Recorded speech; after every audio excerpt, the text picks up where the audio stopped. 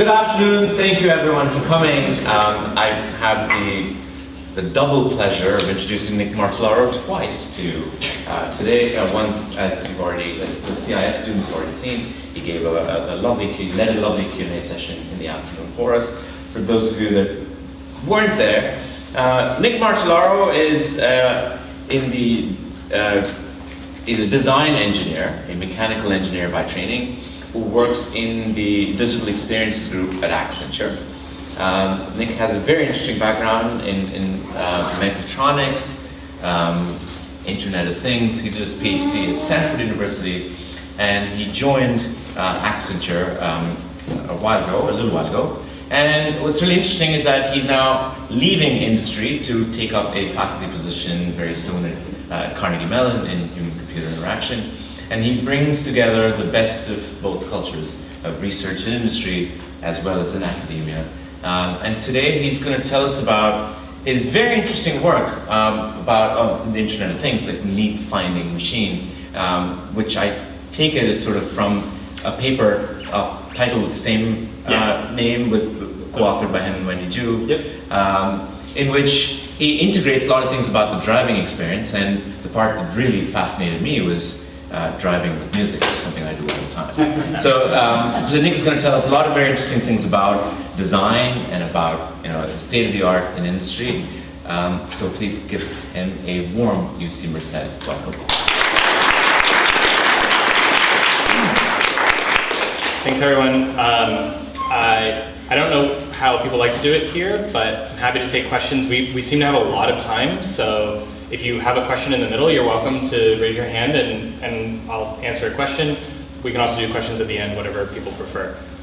Different groups are different about that. I'm going to talk today about a couple of things, primarily around how designers can use sort of interactive devices out in the world as ways to learn about users and people, and then use that as feedback into their design process to figure out how to design interactive physical systems. I'll give a brief introduction to myself, just to point it. So I'm a mechanical engineer. I was a mechanical engineer. When I say mechanical engineering, I was like doing gearboxes and off-road cars and steam engines. So this is some of the work that I did primarily as an undergrad. But as I moved forward in my career, everyone has been putting computer chips in things. When I moved to Stanford and I started doing mechatronic engineering, I got really into interactive devices. These include things like car monitoring systems, robotic furniture, audio-based sort of smart speaker systems. So this is kind of full stack all the way, electronics, firmware, software, and then interaction design. And so really what I say is that I build design research tools to study how things influence the design process. So while I do build things as a designer, my research interest is really in understanding the design process and then developing tools and methods to support designers in the way that they go about doing design. And particularly I'm interested in interaction design with autonomous physical systems. So think, things like autonomous cars, smart speakers, Nest thermostats, really anything that has some hardware component, but it's driven by software, and more today, some type of intelligence. So those are the things that really excite me. A lot of that is my mechanical engineering background. I like working on hardware things. So yeah, as I mentioned, right, so my motivation, these things that we're starting to see in the world today, autonomous cars, things like personal robots, digital assistants. And these pictures here are actually really beautiful product shots. These are all real products. Well, the middle one is not real anymore. But they're all real products. They do exist. And these are really, I think, well done pieces of design. Some would argue, there's beautiful industrial design work that's been done here. One of the interesting things, though, about these photos, aside from the middle one, is that there are no people in them. There's nothing in the car, and there's nothing for the Alexa home Echo device. But really, a lot of what is important about these devices is their interaction with people. How do they interact? How do they behave? And how do we design that interaction? Because once we can get away from sort of just the physical form of them, that's really what all of these experiences are about. And that's particularly what I'm interested in. So I'm interested in exploring what is that interaction design between people and these type of devices. There's a quote from Terry Winograd in The Design of Interaction that I really like. It's this quote here. So it's successful interaction design requires a shift from seeing the machinery to seeing the lives of people using it. And this, to me, is really a big motivation for the work that I do. So my background within design spans from the technical side of things, but also the really early stage user research side of things. Things like rapid ethnography, understanding users, building empathy for them. And so actually a lot of my thesis work was actually really interesting. I thought I was going to do a thesis on prototyping systems, like hardware design prototyping systems, electronics prototyping, things to build stuff quicker. And actually I moved myself even earlier in the design process to think more about how do I support designers in connecting with people faster and in more engaging and interesting ways. And so I'm going to talk a little bit about that today. By way of a little bit of an outline, so I'll give a quick introduction to what I'm calling this need-finding machine. And this was a core part of my thesis, really, is this idea of connecting designers with people through interactive devices. I'll then give a couple examples of some industry partnerships that I worked on, both in the automotive and the music industry. And then I'll talk a little bit about some future work. So to start off, this need-finding machine thing that I talk about, you saw the title on. What is this? So actually I want to show of hands, how many people here know what the word need-finding? No? Okay, one, cool, great, okay. So need-finding actually is a term we use in design, and it's an active process of perceiving the hidden needs of specific groups of people. Now I want to break down this definition a little bit. So first off, active process. So active is really important here because this is something that we're doing that is a part of our process. There's things where we're trying to understand people's needs, what's a problem, what works well for people. You might do this in your everyday life where you notice with things that you use, you're like, oh, this could be better. Maybe you notice your family. But for a designer, this is actually a very core component of their work. There's usually phases which are known as like, okay, we're going to go out and do need finding. We're going to go out and interview users. And so that's a big part of the active process. So it's something that you are doing very explicitly, not something that you're just kind of doing in the background. Perception. That's a really big component because perception, of course, is both seeing and interpreting. And so you need to basically, any way in which you can see more, I think is an important way of improving ways in which you do need finding. And so this is something that's really interesting for me, is how do I build systems that help you see more and actually perceive more about the real world. And then the last one is hidden needs. So this is an interesting thing within design, which is that there are some needs that we have which are very apparent. So people may be aware of Maslow's hierarchy of needs. So this goes from the base of like, I need food, I need water, I need shelter. It moves up to I need companionship, I need love, and then all the way up to things like self-actualization. I need to feel like I'm becoming the person who I want to be. That's a fairly stable theory, and it's a reasonable way to look at the world. There are all kinds of critiques of it, but in general, it's pretty reasonable. One of the things, though, is that there are lots of things which are sort of hidden, and especially when we're doing product design, that we don't see. We don't know all of the needs that people have, and so a lot of this active process is really, how do I basically uncover those things? Something that you didn't know that you might need. So an example of this might be that some people may know the story of OXO Good Grips. These are really good tools for the kitchen, right? They have big, wide grips. Actually, this was found because one of the designers saw their grandmother having a really hard time with a very thin potato peeler, and actually his grandfather had taped a bicycle grip to the device, and it was and she could hold it. She had arthritis. And this actually spawned an entirely new line of kitchen gadgets that actually work really well for all kinds of people, because it turns out that lots of us don't like holding really fine objects, and when we're just peeling potatoes, it's nice. So that's this idea about hidden need. So this process is something that we do, like professional designers do, and this is a very active thing. So now when do we do this? I actually talk about I mentioned something like this, when we do this in the process. And this is a kind of a common way that we can structure a design process as two double diamonds. And what's going on here is, think about it this way.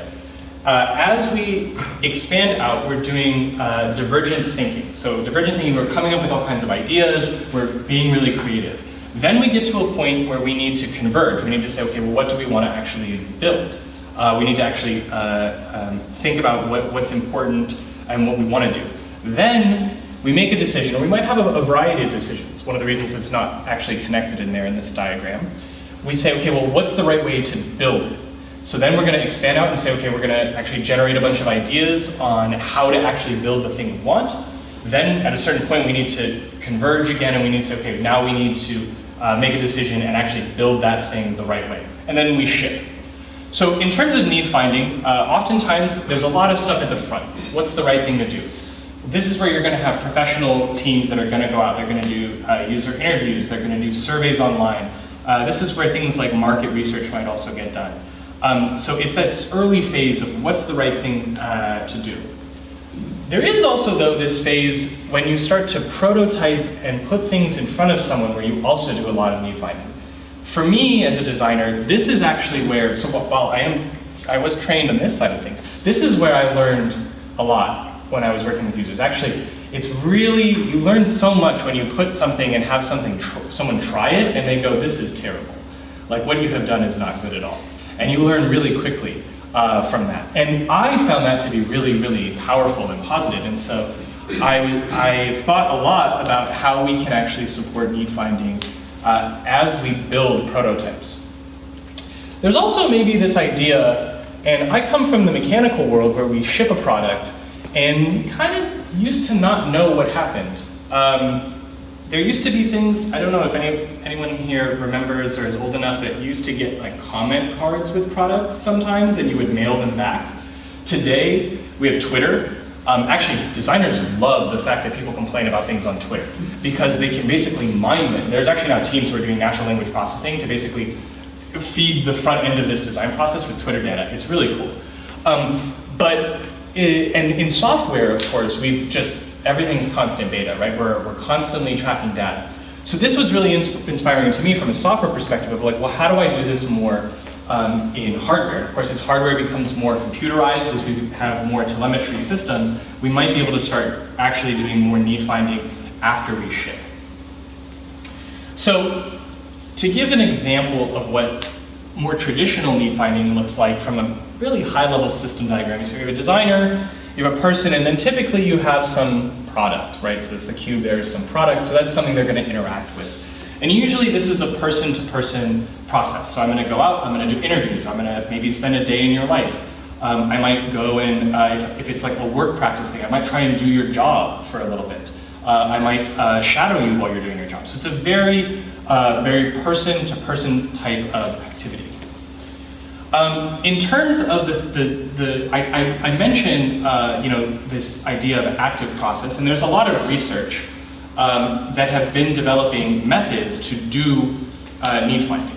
So rapid ethnography, for those in here who maybe know about ethnographic and ethnomethodological methods. So these are things where a lot of this was very richly built of researchers going and living among different peoples and really understanding their life. Designers do a similar thing, they just do it really rapidly.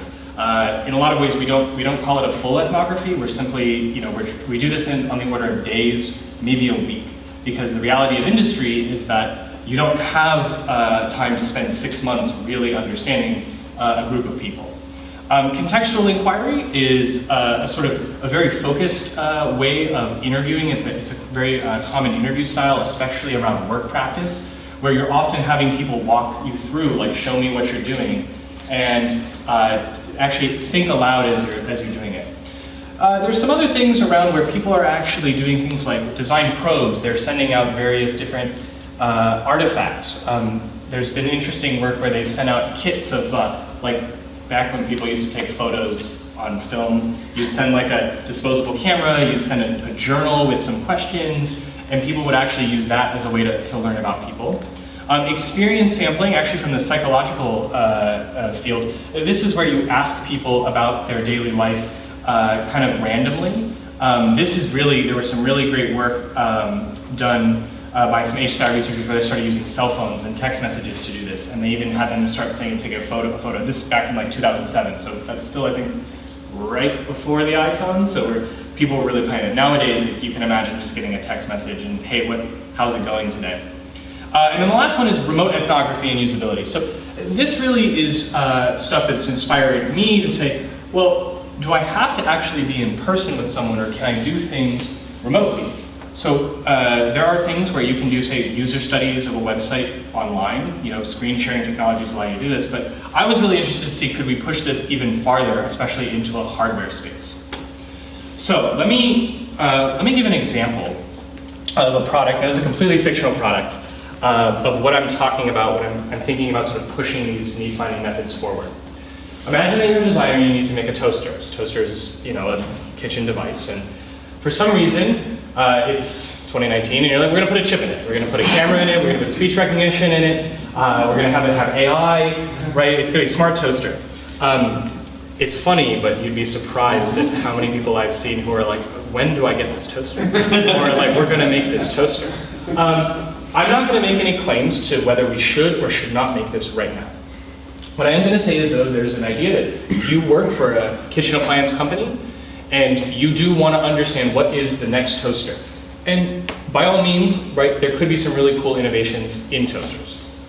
It's the job of the designer to figure out what is the interaction between the person and their toaster. So that's what this sort of loop here looks like, right? So you're going to have, the toaster is going to interact in some way, and then the person's going to interact back. So that's your job as the designer. Now, what's interesting about the fact that we now have a bunch of computation in this is that we can actually get data coming back from the device itself, in a telemetry setting. But in addition, we also can have this sort of feed-forward control aspect. And this is really where I started thinking about things of, wait a minute, I could actually start prototyping or interacting through the toaster. In a way, I'm wondering is what happens if I build enough of a prototype, if the designer becomes the toaster, and sort of simulates and puppets it, how can you do need finding in that way? And so this is really, this work here, it's really this one arrow is like, that's my thesis. But, because there's a lot of other things in terms of telemetry systems and things like that. Now, what's interesting about doing this with any type of device is that you can actually contextually situate this device in the real world. So a lot of user research does have a tradition of lab-based studies where we bring people into the lab and have them test something. But because you actually have this remote connection capability, you actually can start putting devices in people's everyday lives. Thus, you can have the toaster situated in the kitchen, and you can start to understand what do real everyday kitchen interactions look like. You also might be able to start asking about other things in the kitchen, not just that toaster. Maybe there's some type of interaction between, how you store your bread and the toaster, or where you store your things in the fridge. Maybe there's something there interesting that you could learn about the fridge. At one point I thought, oh, these things could like gossip about each other. And so that's one of the things that I think is really interesting about doing this. Now, where do I fit into this system diagram? So I'm over here. I do two things. I build these systems, so from a design perspective and a hardware engineering perspective, I build these types of these toasters or these objects. And I also observe designers and see how they use them. Because this is something where I was really interested to see, like, if you had this, what would it do to your design process? How does it actually change the way in which you work? What does it afford you, and what doesn't it afford you? And so that's really what I was interested in doing this.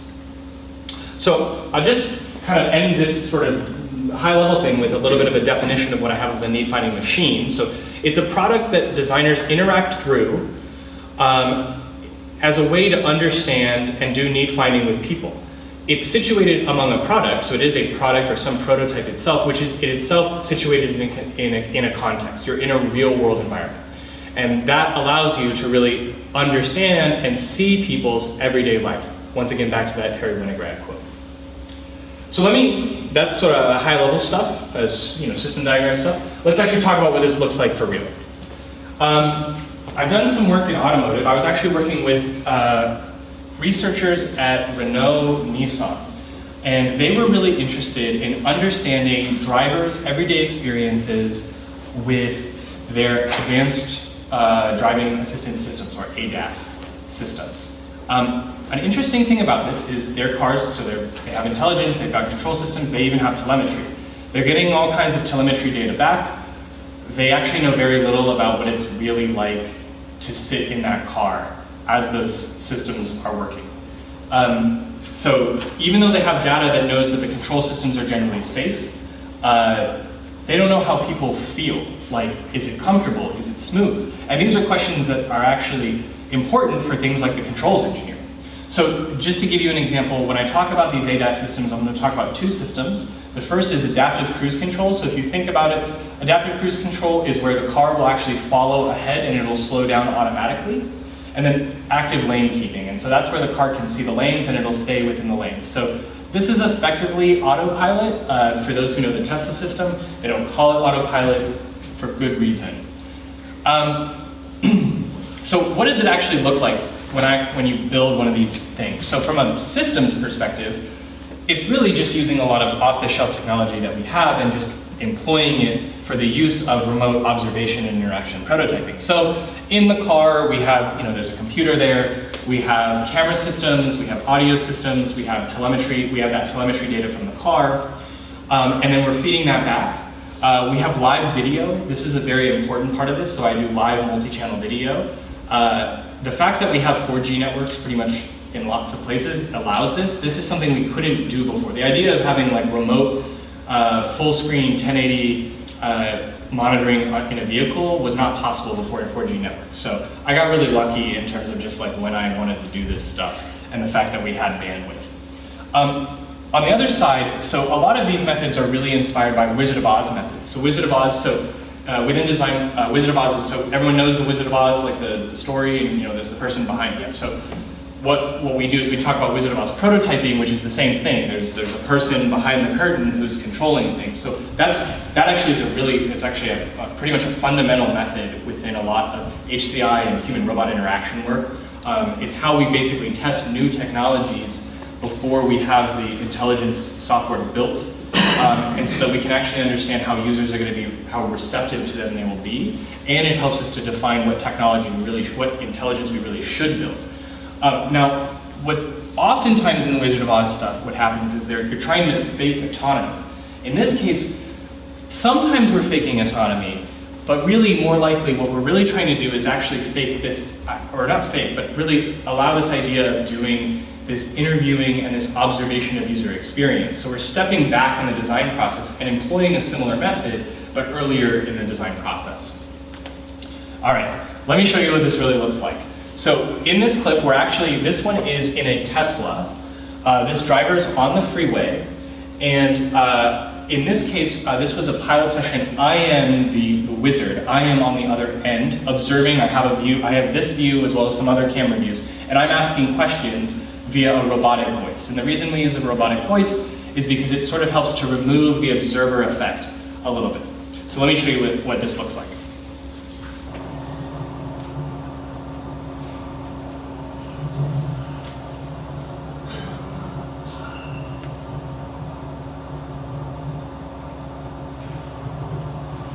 What are you paying attention to right now?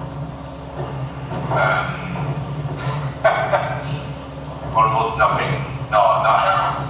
I'm looking to straight in front of me.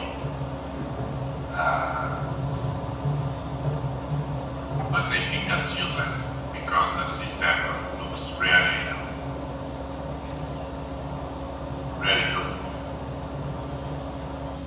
So in this clip, the driver yawns.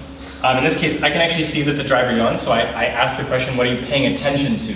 The reason I asked this actually is, for those who know a little bit about supervisory control in autonomous systems, vigilance, or basically people not being vigilant, is really common. That's a widely known effect. We did not find this in the study, but we saw it. And it's very interesting to think about, well, what does it mean as a designer to really see what it looks like, but then also to be able to ask and understand what's going on in that person's head. In this case, they yawn and they realize, oh, I'm not really paying attention to anything. It sort of caught them off guard. And this is something that I think that even though even though people kind of know this stuff and we've read it in papers, I think to really see it happen on the road is a little bit, can be quite powerful for a design team. This is evidence, effectively. You can take this video clip and go to your design team and say, like, we should probably be building driver monitoring systems. Yes? I was just wondering about, the different ways to detect, to answer the question that you were trying to ask him. And I've seen some of these systems, like some of the level 3 ones, that like try to look at the driver's face and determine where they're looking. Is that also happening here, or is that? It's a good question. So for those, so the question being about, can we actually detect, and are we detecting things like drowsiness or not being vigilant? So no, we are not detecting that here, aside from me or the human on the other side detecting it. I don't know what the Tesla had. This Tesla was an earlier model. Like, I think this Tesla, at this point, like the software revision was he didn't ever have to put his hands on the wheels. For those of you who've been following Tesla updates, you now have to touch the wheel every once in a while. They are starting to engage some of the driver monitoring systems. In this case, it's just us. So there are systems that do this, but we're not using them currently. Yes? He knows that that's a human he's talking to, even though it's a robotic voice. Yes, Okay. and that's a good question. It's a really good question. In these cases, people know that there's a human, they just may not know who it is. We're not trying to fake like, oh, there's some AI intelligence that's asking you questions. We're simply trying to kind of remove this observer effect with this. So he's aware that, yeah, there's a smart human and it's there. So because of that, there are also cameras. You can see there's a big mic ball there. There's cameras all around the car. We may have a little bit of, people may act somewhat differently. I have found in general, it's for like 10 or 20 minutes, and then, when you're on the road for an hour, you kind of you're gonna fall back into your kind of natural behavior. And so we generally feel like we're getting a fairly good look at what's happening for real.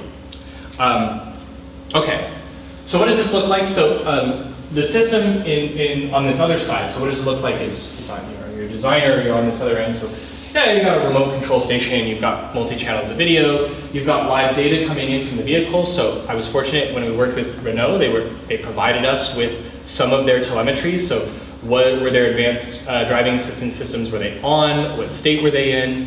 For anyone, if you've ever tried to get any data from your car, man, they really don't want you to get any data from the car. But fortunately, Renault provided me with that data that we could then stream. So aside from that, there's a question asking system. So, basically you're sitting, you're observing, you're asking questions in a similar way to you might ask in an interview. You just have to type them out to speak through a computer voice. We've got some basic questions. One of the fun things about this one was, so Renault-Nissan Alliance. So Renault's a French company, Nissan's a Japanese company. They were doing this work in Silicon Valley. We actually did this in 3 different languages. That was really fun until I had to get a bunch of things translated because I had no idea what was going on in the sessions in Japanese or French. But it was really fun that we could actually do that with people in their native languages. Inside the car, what does this look like? So, there's some technical systems. For the most part, we've got multiple cameras, we've got the telemetry. I mentioned before, the big thing here that's really empowering was that 4G network. The fact that I can put one of these networks in a car and stream this amount of data in basically near real time. I will note, we do not do any control of the vehicle. We have no data input into the vehicle. The only things that we control are the speech system. Sometimes we've done, in the past, we've done things like touchscreen interfaces or light interfaces, but we do nothing in terms of control of the vehicle itself. That is a question that comes up, so we're doing no control of the vehicle.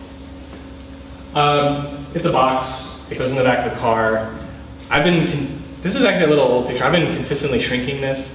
This one is fun because this one actually fits in a carry-on. At the time when I was doing this a couple years ago, the fact that we could put this in like a airplane carry-on case and we could travel somewhere was really nice because it meant that if we wanted to do this setup, it takes about half an hour to set up these systems, and then we can basically be in anyone's vehicle.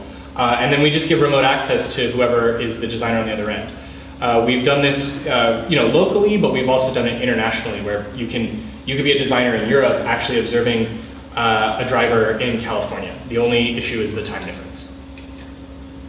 So what was the deployment? So I mentioned, of course, I'm studying how this system works with actual engineers and designers. So I did a deployment with Renault, 12 interaction sessions. these were on people's everyday commute. So those in the Bay Area, for those who know about Bay Area commutes, they can be kind of long. So we have between 30 and 90 minutes, some as far as 60 miles. And we had 9 professional engineers and designers. So I want to just say, I broadly use the term designer for anyone who creates artificial systems for the use of solving problems.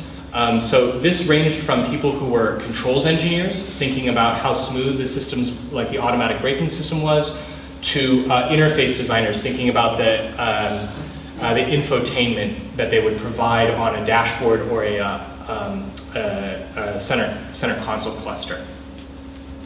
So in terms of the designers and what they were working on, this one shows an example, this video you're going to see here is an example in a Renault vehicle, and the designer on this end is a controls engineer.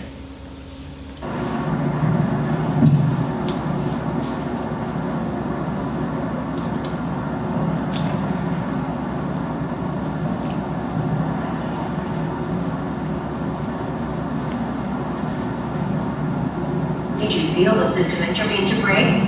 Yeah.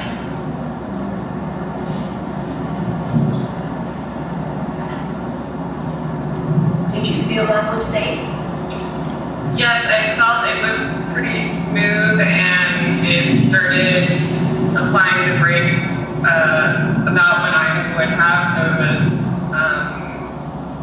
it felt early enough that I didn't need to intervene myself. So in this clip, the car automatically brakes. The driver doesn't intervene in this case, and that controls engineer on the other end asks, did you feel it, for one? Because there's a question basically of smoothness, and then did it feel safe? And actually that second question is something that the engineers were really interested in. They were like, do people feel safe? But the issue with simply having telemetry is while they know that the system is safe, like from a perspective they don't crash, how people feel about it is very different. In this case, it was pretty safe. Let me show you an example of a slightly different reaction that someone has to an automatic braking event. Whoa. The next exit is what you would take. Okay, that really scared me, just to let you know. All the traffic stopped, and I was on cruise control, because I normally wouldn't be on cruise control, but the car really slowed down nicely. Can you tell me more? Well, I was traveling, my set rate, which I think was around 68, maybe 65, and all the traffic came to a crawl about 20 miles an hour, and I was a little distracted, but the car just totally slowed down. I slowed down, and cars were going faster than me on my sides, and then everybody slowed. So my car actually slowed down first. So it just scared me because I'm not used to it, but I think that I would like that. If I were using cruise control. So slightly different response, a little bit of whoop, right? And then she even said she prompts actually without someone asking that it actually scared her. Now at this point in the drive, she's getting more comfortable kind of talking about her experience, so she asked that on her own. The one thing you may have noticed though, there was the question, can you tell me more? That question can get people talking a lot more about their experience. I'm a really big fan of the question, can you tell me more? And if you ever feel the need, if you're ever interviewing someone and you're just getting kind of short responses, just ask that and people will usually open up more. This works for robots too. If robots just ask you, can you tell me more? I have some other work where it doesn't matter what you say, we can get people to talk more. But in this case, right, there's this element of okay, it's understanding what did it feel like? What did she perceive? What's going on? She's saying she was distracted. I don't know if you could tell she was distracted, maybe a little bit, there's the head posture, but she's wearing big sunglasses, so can you see her eyes? Can you actually see what's going on? And so, and in this case, the system actually, it works as intended, right? It slows her down beforehand, which is a good thing. I'm generally a proponent of ADAS and advanced driving systems. I think that there's a lot of really good work that goes into making cars safer, and I think we should have more of these. But at the same time, right, there's this element of like, well, she's now a little bit scared. She really wouldn't use cruise control, so I don't know, maybe it's either an argument against using cruise control, or maybe from a design perspective, there's something of how do we then actually start designing for this emotional experience that someone may be having? If, let's say they have a startle response, how can we help to mitigate, calm someone down, make them aware of what's going on? That could be something from a design perspective to say, how do we basically augment this system that we already have the fundamental safety systems, but maybe there's more of an interaction system we need to add on to it. So I'll show one more clip here, and this one's a little more fun in the sense that it's a little different from ones I've shown you before, but it kind of gets at a little bit of the element of seeing what the holistic experience looks like and how through kind of remote observation you can kind of, in context, you can get a sense of that holistic experience.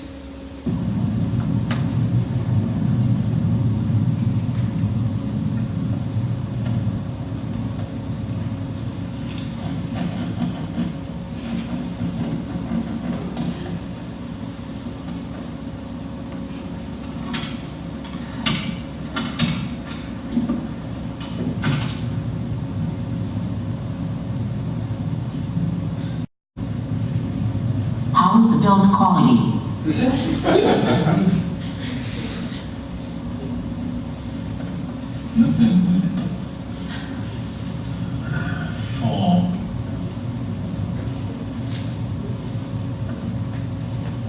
Discovered, but what's the teacher, and I think it's not good enough. Right, so this is interesting. So you saw, the creakiness, his arm on the door, right? This has nothing to do with the automatic systems. Actually, what's interesting here is that when the car starts taking over more, everything else about the vehicle may become a little bit more important because you're actually putting your arm up on the rest more and you're paying attention to these things more. Also, there is an element of, I'm now in this very expensive vehicle that's driving itself that's creaky. What does that mean? Or simply just from the interior design and the quality control team, like just knowing that like, oh, it's creaky, like we should fix this, like we actually should maybe redesign some of the plastics. That can be really great feedback for the design team.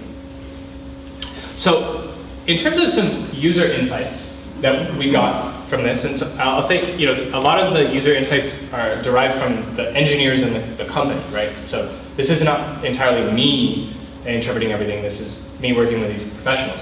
One of them is that drivers can, of course, experience a range of emotions that come up with their use of automatic systems. So yes, the systems are designed to be safe, but how people respond can vary.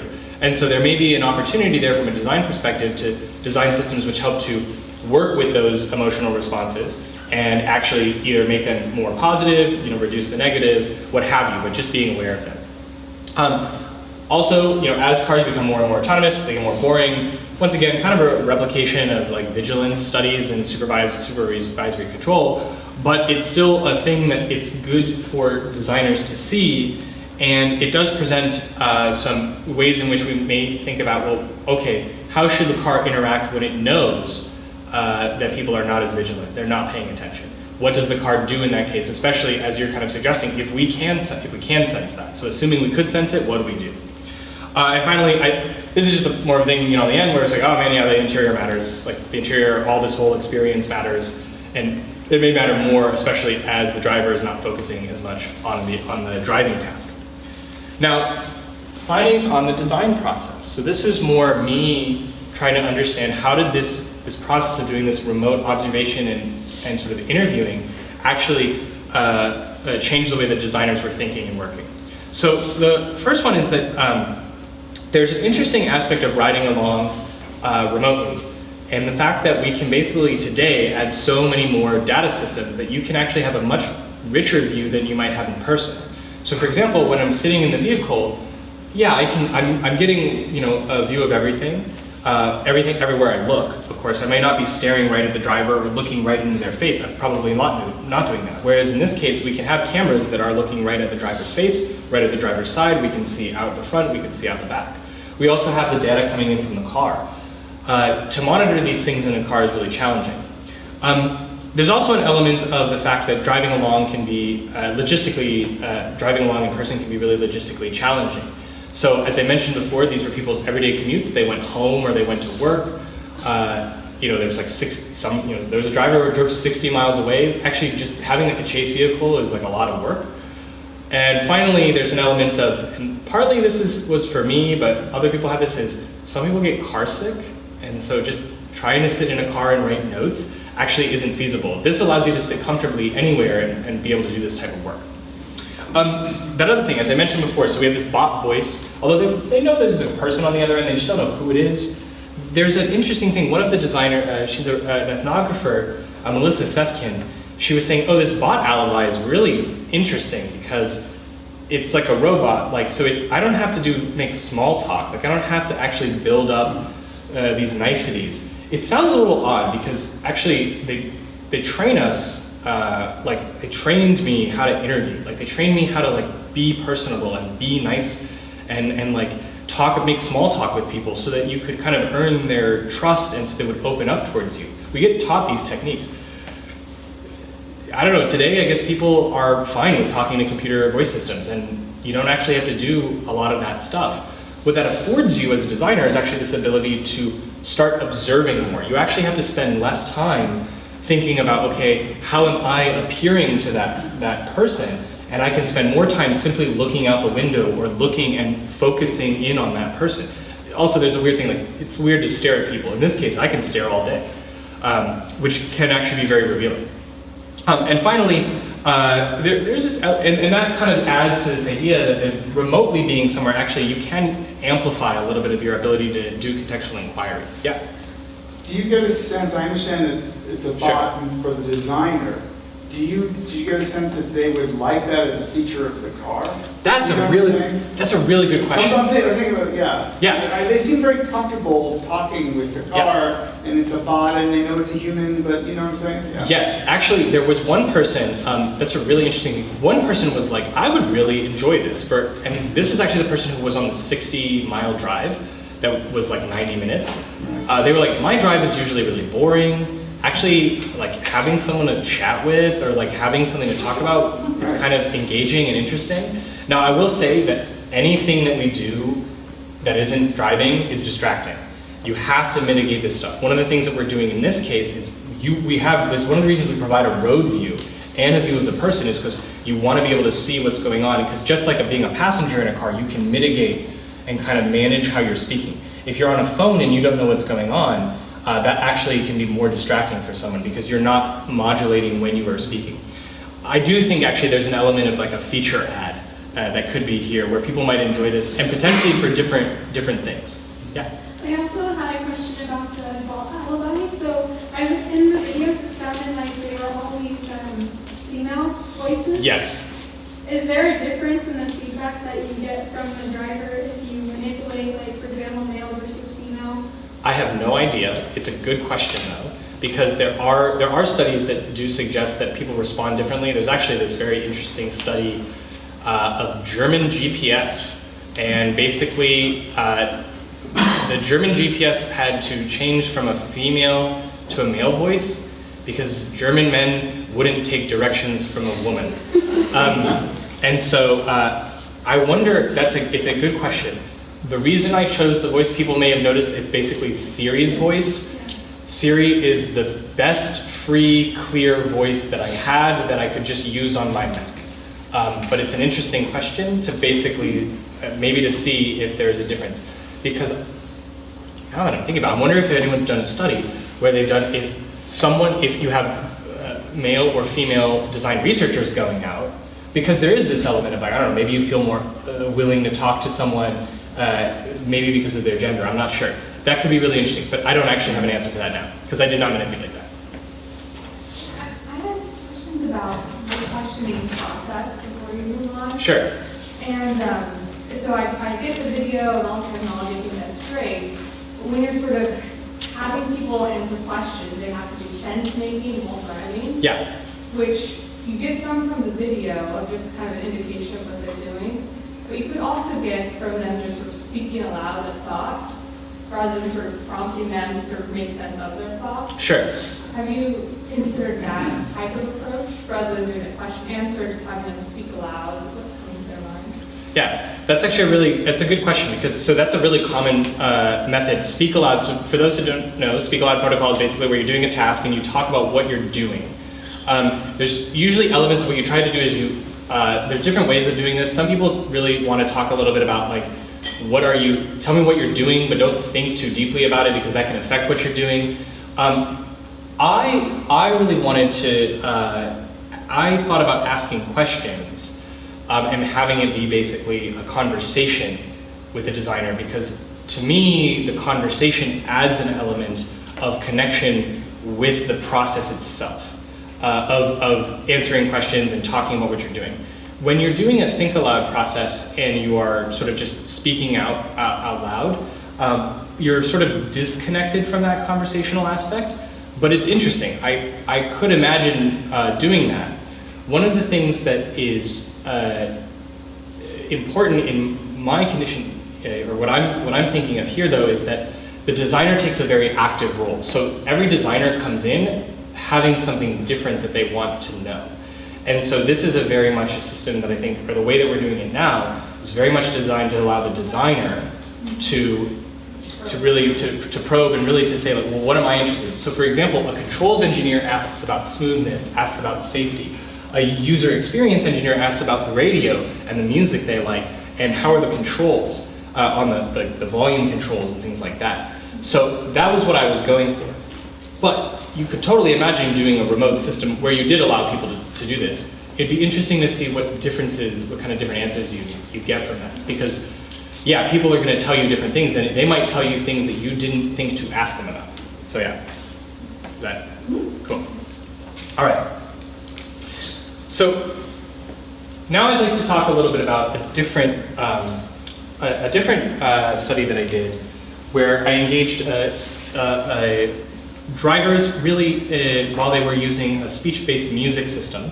I did this work with Spotify, so researchers at Spotify, and this one is much more around interaction prototyping. So as I mentioned before, when we thought about that double diamond, there's a lot of that early process stuff, and what we kind of see there is like, yes, there's a system, but it's a little more early stage, like trying to understand, well, what's the experience really like. But then there's this element of trying something out, actually trying an intervention, and then seeing what you learn from that. So the team at Spotify was actually really interested in understanding what they could learn about people's music preferences as they were in different contexts, specifically in the context of the car. For those that maybe who use Spotify or follow news about Spotify, Spotify now has like a car thing. I didn't know any of this when they came to me and they're like, you're doing things in cars. So I was like, yes, I am. They're like, cool. I had nothing to do with that project, so I can't, if you know about this project, I don't know anything about it. I can only tell you about the work that we did. So in terms of thinking about music in different contexts, and thinking about speech systems in music, we actually looked at two different environments. One was the home and one was the car. For today, just for the sake of time, I'm going to talk about the car and what we kind of did there.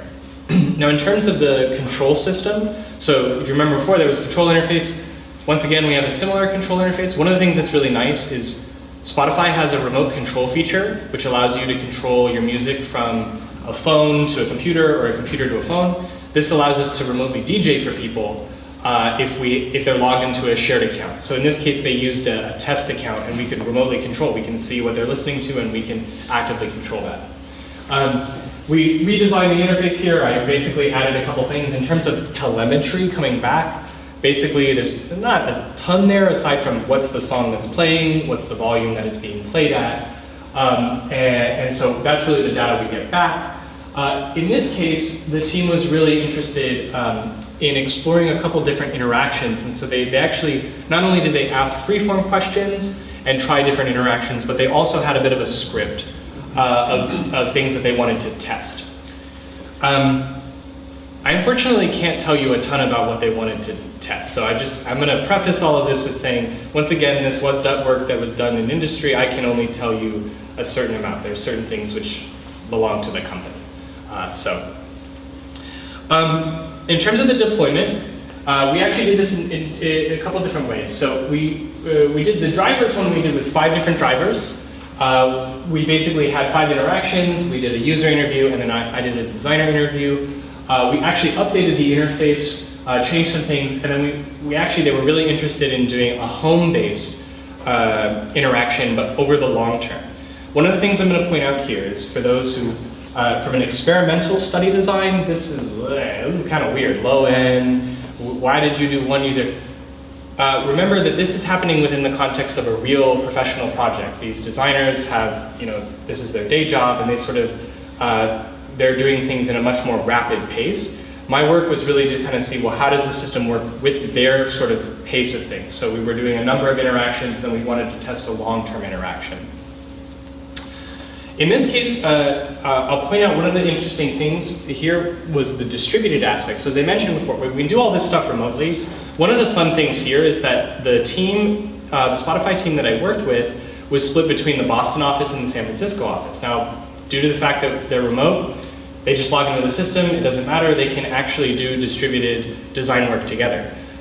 This is sort of exciting because typically a lot of distributed work happens in a more of a kind of linear fashion where it's like, oh, you do your thing, I do my thing, let's get together for a meeting. This was actually really active prototyping and user observation from both coasts at the same time. So the teams could really work and collaborate together on this kind of design research work. In terms of the actual, so what these channels look like, so if we think about the various communications that are going on here, there's the front channel, which is the user's interaction with, in this case, DJ Bot. DJ Bot was the name we gave the bot. Then there's the control of DJ Bot and the feedback of information from DJ Bot, both the video, the audio, and the knowledge about the track. There was also, in this case, because the people were remotely distributed, there's a back channel. So there's both an audio back channel as well as a text-based note-taking back channel. I made no prescriptions about how people could use it. We simply provided that to see what actually they would what they would use. But so that's them communicating with each other, and then them communicating through this interface to control DJ Bot to communicate with the user. All right. So what does this look like? So here's an example. In this case, the driver's driving along, and the team has actually queued up a song, and they're making a song suggestion for this driver.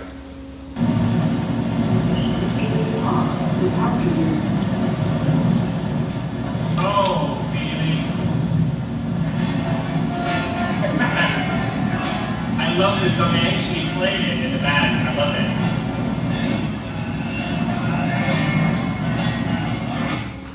So in this clip, this is a pretty cute song. They wanted to pick driving songs. And so Iggy, the Passenger, was like a driving song that they chose. In this case, there's this, oh, really? And actually it was very funny on the back channel, on the back end. So I'm observing all of this while this is going on. And they're actually saying, like, oh no, like what have we done? We picked a terrible song. And then he's like, oh, and he laughs. He's like, I love this song. They're like, oh yeah, we did it. It was great. It was very fun. It's surprising how during this study, Spotify, they're, from a research perspective, actually suggesting bad songs kind of is better because you get a sense of like, ooh, what happens when there's breakdown? And yet they were still there being like, oh, but we want to pick really good songs and we really want them to like us and things like that, which is it was an interesting kind of side thing that I saw. But in this case, the driver actually, they turn the volume up, right? So we can see they turn the volume up, we can see they reach out and they listen to the music louder and they say, oh, I love that, I used to play it in a band. So in this next clip, one of the things that's really interesting about this, one of the things that I think is really important about being in context is the fact that while you might have been able to pre-script these type of songs, and even that voice cue of like, hey, here's a song, and then just see how someone reacts, by actually being in the loop as a designer, you can start to follow up and really start to see, well, let's play around with this interaction in the moment. And so the design team actually asks a question based on what the user has said in this case. I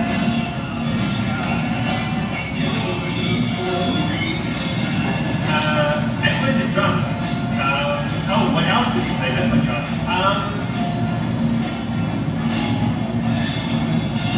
From Golden Earring, Raina Last. That's the name one also fits nice to that. Hopefully stockings was BB pop.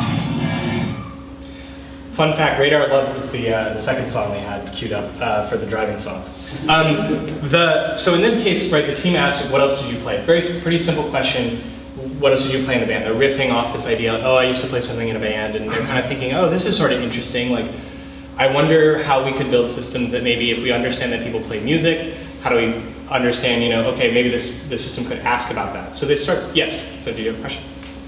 Oh. So, you know, people are sort of, they're kind of playing around with this, this idea and thinking about, well, what opportunity space kind of lies here? What are some of these kind of unknown things that we didn't even think we could ask about, but that maybe we can to start building up things like different ways of doing preference modeling. So for those who've done recommender systems, actually the really challenging problem is cold start problem, just getting a sense of like what people like. People have been doing all kinds of research into how to overcome that. Actually, there's a lot of stuff in games where people would play like games and do stuff. Spotify and Apple Music both had a system for this. But actually conversation could be a really good way, and that's something that I think is interesting here, in this case. I'll show another clip here where the designers actually play with sort of a new like feature. They make up a feature. They're like, I wonder if we were to tell, people who are listening to music more information about the band that they might want to know. Did you know that TLC is playing on the 15th of July in Concord? What? I need to buy tickets. Thank you for letting me know. So in this case, TLC is playing, and they say, "Oh, did you know that TLC?" So I think it's even in the Spotify interface that says things like, you know, so they're like, "Oh, what if the system, you know, said that?" So they try it out. And in this case, she's like, "Well, I need tickets," or go, "A hidden need, right? Or we found one." But in this case, right, and she's appreciative, right? So, "Oh, this is fun, right?" And so in terms of like what we're sort of seeing here. In terms of some of the user insights, is one of the things was that a lot of simple interactions seem to actually engender, you know, a lot of really interesting responses. We can ask really simple questions, we can get really rich responses. I was talking with some people about this earlier. Actually, there are clips that I do not show. It's surprising how personal people will get when talking about music, even when you ask simple questions such as, you know, what did you listen to when you were younger? And then we may learn about someone's relationship with their religion or something like that. And that this did happen. And that actually was kind of surprising to us. The other thing too is that, actually to your point earlier, is a lot of people actually felt like this could be a value add. We were sort of going in as like a prototyping thing, but a lot of people really were like, hey, this is fun, this is exciting, you know, I can imagine doing this while I'm driving, like as a way to explore music, as a way to interact. So it kind of opens up some new opportunities for user interaction. And finally, as I mentioned before, right, there is this element of like, topics sometimes can get personal, and sometimes people don't want to talk about it. And this actually got us thinking, how do you detect that? Like, how do you understand when someone doesn't want to talk or tell you information? So if we think about speech systems from the perspective of like what could be a proactive system. So most systems today are, you know, hey Alexa, you know, give me information. But if we flip it and we say, okay, imagine a future where systems are intelligent and they're proactive, they also should be able to understand when you don't want to talk and when you don't want to say anything. This actually came up in a study case. It was like 5 a.m. Someone was driving to work, and they, at a certain point, they're just like, I don't want to talk anymore. I don't want to talk anymore. And the team was like, okay, we're not going to talk. We're just going to observe. So some things on the design process side. So once again, kind of my observations of the design team. I think that there's this element of that being the actual intelligent system in this case can really push designers to sort of reflect on the process that they're taking with their design work and what it is that they're designing. So I mentioned before that there were these moments where the designers, you know, where they would get onto some sensitive topics. One of the things that was really interesting from their perspective is they started saying, ooh, this is interesting because, so they're, remember, in the context of a company, like, should we be talking about this? Like, you know, should the brand be associated with these like heavy or deep conversations about things? Maybe, maybe not. And so they had to really like reconcile. And I think that, you know, today actually designers thinking a little bit more deeply about, well, what are we actually building and what's sort of, you know, meaningful, and are we building the right thing? This can be kind of helpful when you're sort of doing these type of interactions and you see what really unfolds, as opposed to simply saying, hey, we're going to try these things out, throw it out to the world, you know, and just see what happens. Maybe we'll get some feedback. Another thing is that, I mentioned this before, but I do think it's a really powerful aspect of this type of remote work, is the fact that teams can be distributed and collaborating together on really active design work. So it wasn't just, hey, we'll go do a user study, you go do a user study, let's go have our meeting together. But what you end up with is you actually end up with this really interesting interaction behind the glass. Actually, for those who've been in professional user experience study rooms or psychology study rooms, there's often like a one-way mirror, and we'll stand in the other room and we'll watch people. And we typically can we chat with each other about like, oh, did you see that? If this allows you to do that, it's something you wouldn't be able to do if you're actually in person. And so that's sort of a really interesting property of this type of work. So while you do lose some things by not being there in person, you gain some things, especially when you add in a collaboration aspect. I mean, and finally, there is also just this element of, actually maybe back a little bit to your question on like asking questions as opposed to doing a speak aloud. Designers are always going to have something that they're interested in and that they're kind of focusing on, and this allows them to kind of fall in and out. Once again, from that social interaction perspective, like if I always have to be on and always chit-chatting and always thinking of the next question, I might not have the opportunity to say, hey, let me just sit and watch you bob your head to this music or something like that. In this case, we can do that. We're behind that system, and it's an okay thing to do. Okay, I want to talk about one more project. This one's a little bit shorter because the work is, we've gone from, are we doing on time? We're doing all right on time? Cool. A few more minutes. A few more minutes, okay. We'll go from here and then we'll go for questions. So, one of the things that kind of came up was actually timing. So when is it an appropriate moment to talk to a driver if you have a proactive system? I want to show a clip of what, so I showed you examples where it seems fine and the driver seems to answer the questions fine. Let me show you a clip where it's not. Do you feel that car changes lanes smoothly while engaged?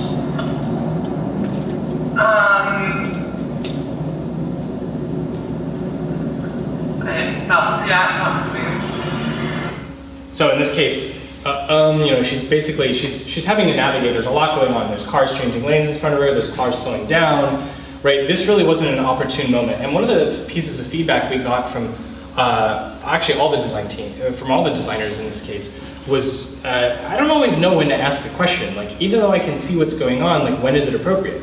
Now, if we're thinking about designing proactive speech systems, those systems also need to be trying to ask questions at appropriate times. So how do we actually model that, and how can we actually build systems to do that?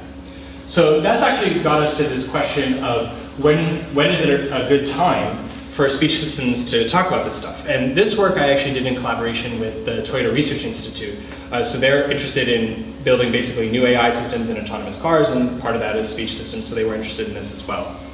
Now, in terms of the way in which we did this, basically we take this idea of, well, okay, let's you know, asking questions, basically probing users, let's just ask one question, and let's just get one response, and see, like, basically how small of an experience can we sample. So this is it is very similar to experience sampling. So in this case, we basically ask a driver, is now a good time? They respond yes or no, or they don't respond. What we're doing, though, on top of that is we're collecting a bunch of data from the car, from the driver, and our goal here is basically to say, can we put together a supervised learning data set that we basically can start to use machine learning to try and answer this question. So let me show you what this looks like in practice. Is now the time? No. So this moment here, not particularly a good time, but we can kind of look and see what's going on. There's a driver pulling out, she's pulling off, she has to know that she's getting off on an exit. This is something that I think in general people probably could sit on the edge of your bed and say like, when are bad moments? But there's a lot more, or at least we believe there's a lot more nuance into when there are good and not so good moments, and what are those actual signals that we're getting from the various data sources that could maybe be indicative of that. So once again, there's the data in the car. We're doing a lot of the systems you saw before. We've also added in a number of things which you might see in robotics, kind of autonomous car work. So inertial measurement units, GPS, 360-degree camera around the environment, car data. This was fun. I got to read a paper on hacking the Toyota Prius CAN bus and then implementing, there's some code that you can basically write and you can actually get all of the data from the CAN bus. It was really funny because Toyota wouldn't, even though we were working with Toyota, they wouldn't let us have the data. They're like, just read this DEF CON paper. Yeah, just do that. I thought that was really funny that they were like, just read the DEF CON paper. But that was kind of fun. Okay, the driving route. So the way we did this is we actually had people on not a closed course, so this is still real world driving, but it was a predetermined course. So we had them drive through campus, they drove on the freeway, an expressway, some suburban driving, and then this terrible windy bit through the middle of downtown Palo Alto. So we wanted to try and capture a number of types of driving. In terms of the data set, we've got 60 drivers, 20 to 40 random kind of experience samples of is now a good time. The drivers label it with a yes or a no, or they don't answer. We always tell people you do not have to answer. And then we also ask if they want to provide a rationale. So some people would provide, they could interpret, oh, this is why it was a yes, or this is why it was a no. It's a lot of data. It's like 300 gigabytes of data per drive. It's mostly video and depth data. That's the big part of the data that we're looking at. That's the really large part. Sorry, did you say depth? Depth. Like depth. LiDAR? It's structured light, but yeah, but yes, basically we're looking at depth. So the reason we do that is because, and I should say, we haven't processed a lot of that yet. It's a little hard to process, but the reason why is there's actually some of the best models of like face interpretation are actually coming from depth and not from 2D RGB color cameras. Part of that is because if you have a map of the face, it works much better than if you have only color data of the face, especially for people who have different skin types or for lighting environments. Imagine in a car where you might have shade across half of your face, or you've got really bright light or really dim light or something like that. I will say though that the data is kind of hard to work with and we're still working through it. This work is still kind of in progress. Okay, so yeah, it's a lot of data. One of the things I mentioned before is, so there's probably some moments where you think like, okay, yeah, there's some hard moments, like a car cutting you off or getting on a freeway, getting off a freeway. But what are the moments that maybe we wouldn't be able to find unless we were actually trying to query people in their real world experience?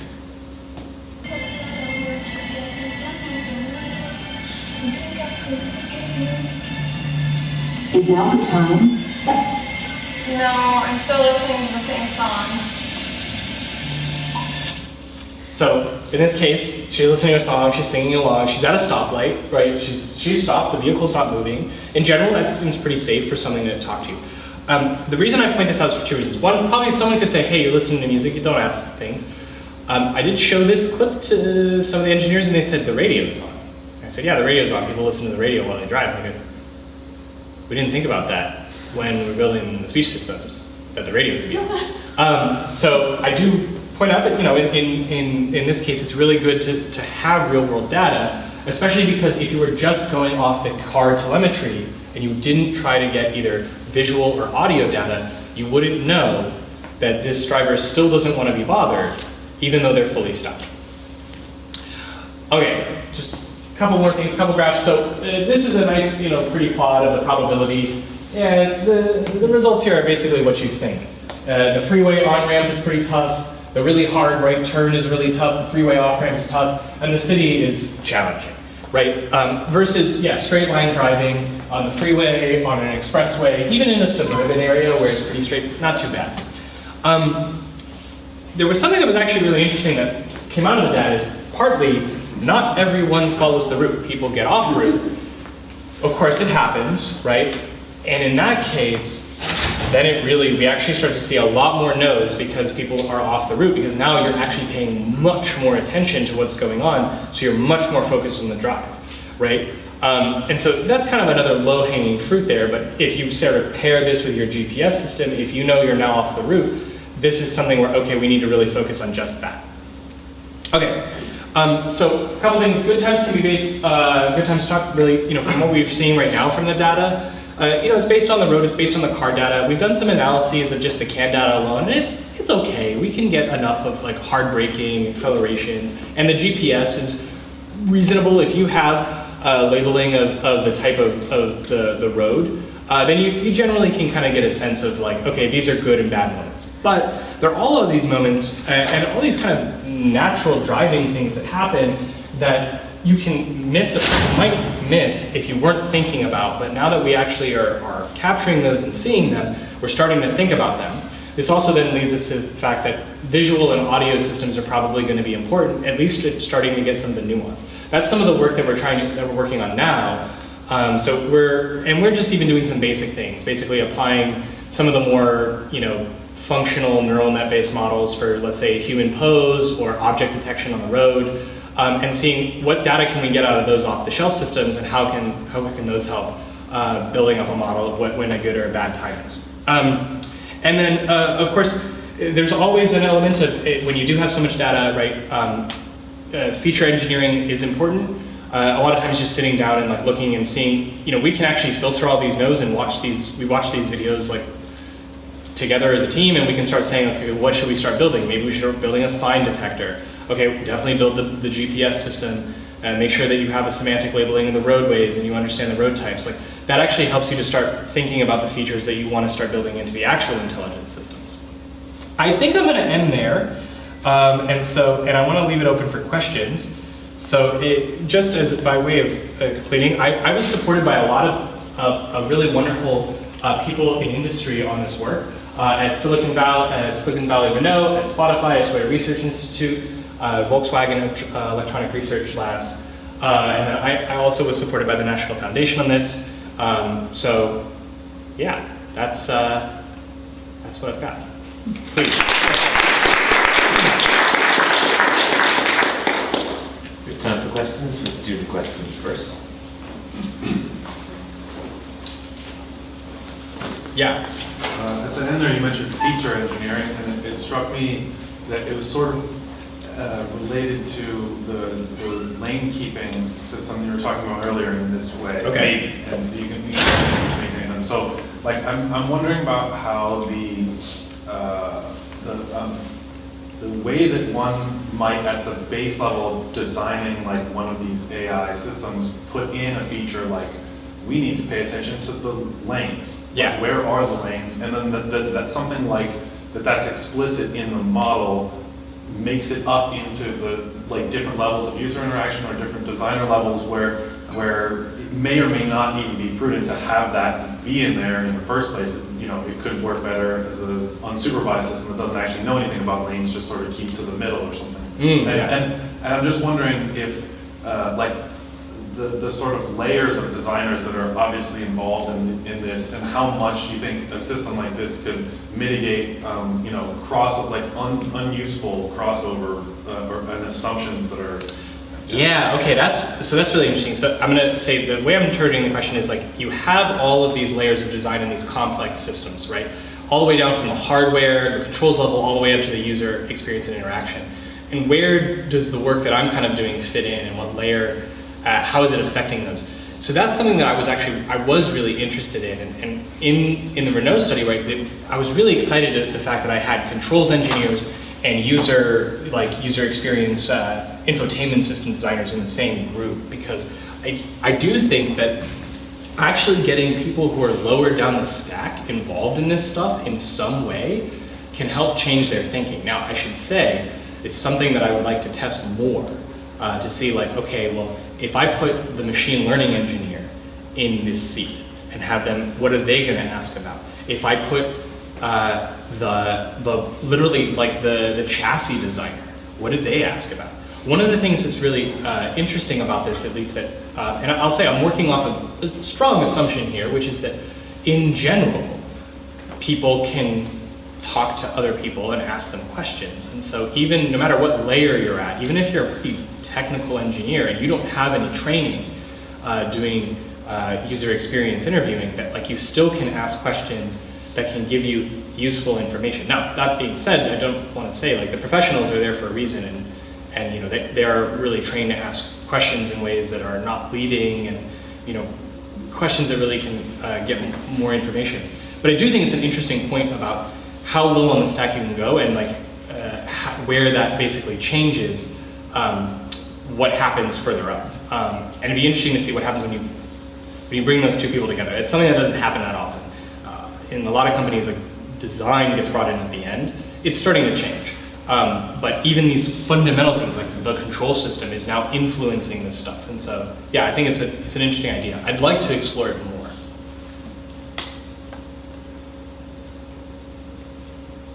Yes?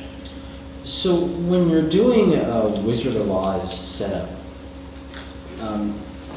the decision is, so do you have to like be very careful with when you're deciding whether or not to let the subject be aware of the artificiality of the setup, or is that more of a pragmatic decision? It depends on the nature. So, how much you let on that something is Wizard of Oz or there's someone in the background. I think it depends on the nature of the interaction and the type of relationship that you're looking to form with that user. So what I mean by that is this: when we're simulating intelligence and we're simulating autonomy, it's almost always like we do a bunch of work to make you feel like it's really working. The technology is really there.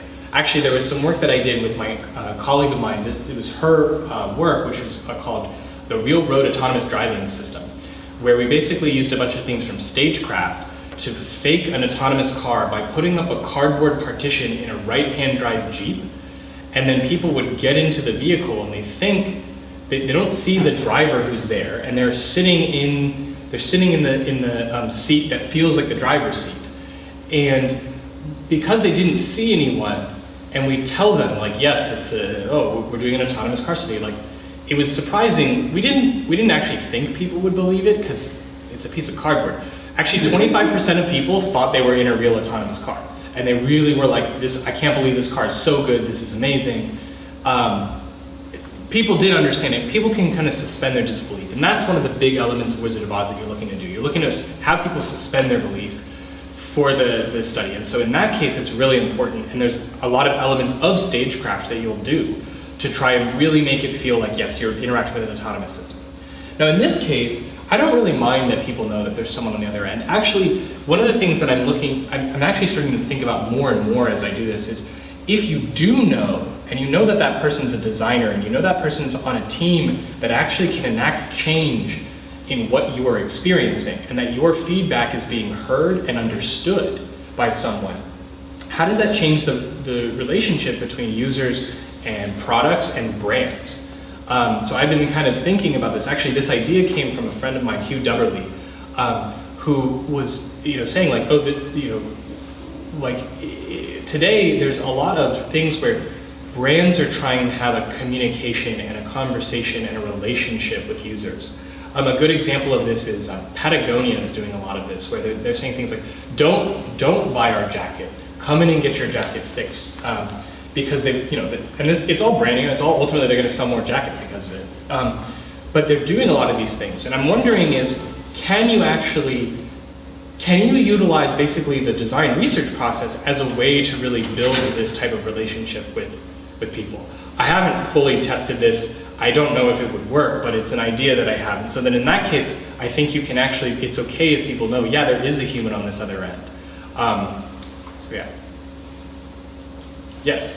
Actually, kind of on that front, you said that the robot outline everything is to sort of mitigate or lessen the observer effect. Is that actually based on any sort of empirical work where they compared the robot voice to just a human voice? Or is that an assumption that you're making in the design of these studies that you're on? Good question. In this case, it is, so there is work that's been done comparing remote usability studies to in-person usability studies, where they found that the observer effect was mitigated. But those studies were with a human voice. I have pushed it further, and I am making an assumption. So that's a good point. One of the things, though, that I wanted to do in this case was there is an element of starting, and I am thinking, actually, I'll jump to one slide that I had. I am starting to think, so there's an element of like the work that you see, and there's an element of like the broad vision and even further out stuff. One of the things that I've been thinking about is, how can you have a designer interacting with even more people. One of the challenges with what I showed is that it's all one-to-one. And actually, when I present this to like computer scientists and people who work like at scale, they're like, how does this scale? How does this scale? Like I can't get 100 or 1,000 or 1,000,000 people's data from this. This is a really involved process, right? How much better is it than that?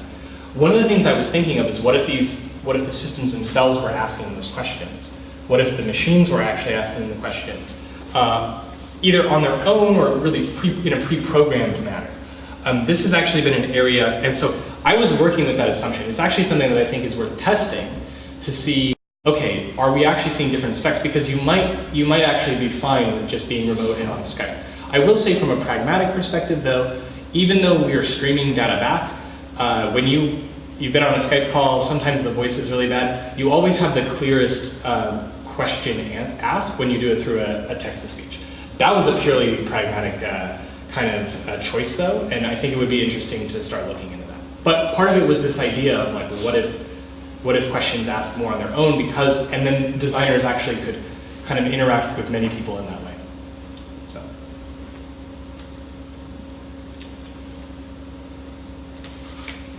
Yeah, I kind of thought when you were giving the toaster example that you might be like building in A/B testing into hardware, or like, you know, where you could build in different capabilities and like turn it on or off, or like update what it can, like build in some flexibility so maybe you don't have the idea yet, you know, but then you can like send some new instructions for how it could work or ask questions or something like that.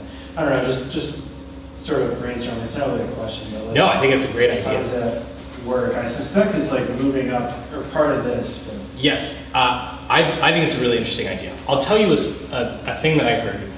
It could be apocryphal, but I'm not sure, and I like the story anyway. Tesla, actually, like the Tesla is really, like there's computers and so much hardware is software updatable, it's amazing. One of the things that's hardware updatable is the suspension system. They have a dynamic, electronically controlled suspension system. One of the things that they did was apparently someone, you know, either through data or better fluids analysis or what have you, they figured out, oh, if we lower the vehicle, we can give you more range. Like we've effectively improved how far your car can drive because we lowered the vehicle. From a fluids perspective, that makes sense. They just didn't know where the level was. So they did an over-the-air update, and they said, hey everyone, we just gave you 10 more miles of range, we just lowered your vehicle. Then people started having issues though because they live in these really steep driveways and they can't get out of their driveways, and now people have a $100,000 car that they're scratching the bumper on. And so they started so one of the things is that Elon actually listens to the Twitter messages, and so someone was like tweeted and was like, hey, I can't get out of my driveway anymore, and they're like, oh, software update. So they just software updated that and said, oh, we'll now make it controllable. And now if you get a Tesla, you can actually select your ride height for comfort or for efficiency or what have you, or you can even raise it up, get out of your driveway, and then drive, which is kind of an interesting thing.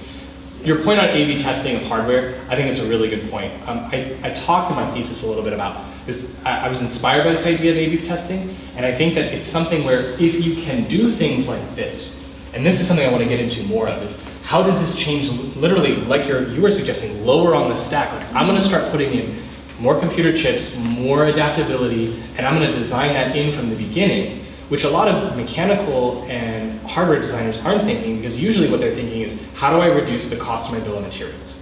But when you're really thinking about interaction, and if interaction is the core function of your product, maybe you need to add more of those things earlier on. But now you've got to start changing process further back, which I think is really interesting. I've even been thinking about systems that, at work, I've been thinking about systems that might even suggest, like, intelligence systems that suggest to designers, like, hey, we know we could do this. You should start thinking about maybe put some more, like, this is a fixed component. Can you make that component adjustable and software updatable? And then here's a design pattern to do that. So I think it's a neat idea. So I'm not a computer scientist, but I have a question about scalability. Sure. So do you actually see in future, sort of like this research, ending up with every car having some, whether not a human, but like somewhere where you can talk to someone and say, well, I'd like to raise the level of my car, and then something can do that for you, or say, I'm kind of stuck in a traffic jam, what should I do? And it suggests a playlist for you. Right? Do you see the implementation of this going large scale? Yeah, I do, and I'll give you a couple some of the reasons I have. One is from a connectivity perspective, this is totally doable today. Every Tesla is connected. It's streaming back video. Basically the way in which Tesla, for those of you who haven't seen Andrej Karpathy's talk on how the Tesla machine learning system works, it's amazing. They have so much data, and they're getting so much real world data. So the functional things are there. You can look at a system like OnStar in GM cars, right, where you press a button and you get service. But you could imagine something now, I think, that I think a lot of it comes down to what are the interactions that you want to have, what things would be valuable. I do think that in a future where things are really dynamic and when things are really personalized, there is an element of, okay, we can try to understand and try to personalize things based on inferential data alone. But there also could be an opportunity of just asking, and if we have ways of processing all of that, maybe natural language or the video or what have you, if we have better systems for that, we might be able to actually make the products even more dynamic and updatable and more personalized. So that's kind of where I'm thinking. So I do think you can scale it. As things are getting, as the computation gets smaller, it's going to get easier. What I showed, right, is this box in the back of a car, but soon, cars are now getting multiple Tesla GPUs from NVIDIA in them. And the compute that we're adding to vehicles and the connectivity, especially as we kind of improve on our connectivity, I think can get us there. So then it's all about how do you then design this process of, okay, well, what does the designer do with that? One of the things, actually, I was talking about this at lunch. One of the issues we have here is we have too much data, especially when you're doing more qualitative work. Actually watching hours and hours and hours of driving video is terribly boring. When you're interacting live, it's not too bad. It's kind of interesting, or you're at least being able to kind of probe. But once you have all that data, one of the challenges is that what do you do with that? I've actually been thinking more recently about how do I build computational analysis tools that support more qualitative work, especially around video and sort of question asking systems. And so, yeah. So I do think it's possible. I do think it's scalable, but maybe not on the one-to-one person level, but maybe if we build computational support for that analysis. Yes? Excuse me. I was just thinking of an example. I'm trying to figure out if it fits into this model or not. So there's a project in China called Walton Chain, and basically they just add RFID tags throughout sort of the process of selling clothing. Okay. And so you have one, on the rack, so you know if it's been taken off the rack or if it goes into the dressing room or what have you. Yeah. And then the data, it's like a blockchain thing, but so the data can be sequestered, and you can say, designers get this subset of the data, the people who are manufacturing get this subset of the data, and whatnot. And is that an interaction? Is that just more data that's being collected and then the designers get and it's helpful for them, or does that fit this model of sort of human-computer interface? So, yeah, so I think one of the things that reminds me, that's really kind of a telemetry system, right? It's telling you about what's happening, and it does tell you something about the interaction, but it doesn't always tell you about what's going on in that person's head. What are they thinking? What are they feeling? Right? Why did they pick this thing? We just know that they picked it. Now, there is an argument on the perspective of, okay, if we have enough data, we can just infer it. Although there's now sort of some, a little bit of pushback on should we be collecting data on everything? And also, is it transparent that your data is being collected? And so there's a sort of flip here, whereas that's a very passive data collection based system. We are providing that data to the designers, and they can still enact good change. I'm really interested in active processes, systems where it's conversational. It's really, there's a clear, a known and transparent sort of conversation between the user and the entity who's supplying that product. So it's similar in a way. I think what would be if I wanted to add something in, it would be does that person also, one way to think about it is does that person also put on headphones, or they have their Apple Buds and they're also chatting with someone, and someone starts hey, why did you pick up that shirt? And you say, oh, I don't know, this pattern is really cool. I like flowers, right? I really like flowers on my shirt. Oh, okay, cool. So that's kind of how I would think about it. we're out of time. Oh, okay. We thank Nick for his presentation. Oh, I'll just put this up. Some people were asking earlier about contact information. You're welcome to contact me at either Accenture or CMU.